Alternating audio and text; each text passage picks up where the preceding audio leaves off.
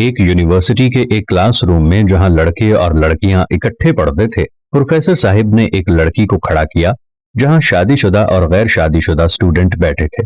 Professor صاحب نے کہا کہ آپ بورڈ پہ ایسے 20-30 لوگوں کے نام لکھو جو آپ کو سب سے زیادہ پیارے ہوں۔ لڑکی نے پہلے تو اپنے خاندان کے لوگوں کے نام لکھے، پھر اپنے سگے رشتہ دار، دوستوں، پڑوسیوں اور ساتھیوں کے نام لکھ دیے۔ جیسے ہی لڑکی نے بورڈ ناموں سے بھرا، سب سٹوڈنٹ بھی پوری دلچسپی سے دیکھ رہے تھے کہ آخر ہو کیا رہا ہے۔ اب پروفیسر نے اس میں سے کوئی بھی کم پسند کرنے والے 5 نام مٹانے کے لیے کہا۔ لڑکی نے اپنے دوستوں کے نام مٹا دیے۔ پروفیسر نے اور 5 نام کم کرنے کے لیے کہا۔ لڑکی نے تھوڑا سوچ کر اپنے پڑوسیوں کے نام مٹا دیے۔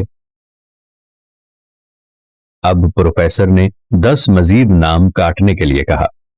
لڑکی نے اپنے سگے رشتہ داروں کے نام مٹا دیے۔ اب بورڈ پر صرف 4 نام بچے تھے جو اس کے ماں، باپ، شوہر اور بچے کا نام تھا۔ اب پروفیسر نے اس میں کہا کہ 2 نام اور کاٹ دو۔ لڑکی کشمکش میں پڑ گئی۔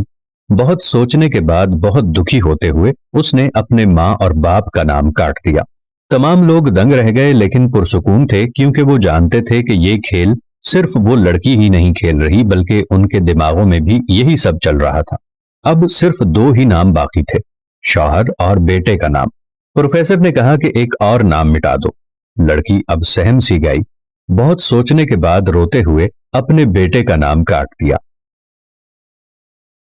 پروفیسر نے اس لڑکی سے کہا کہ تم اپنی جگہ پر جا کر بیٹھ جاؤ اور سب کی طرف غور سے دیکھا۔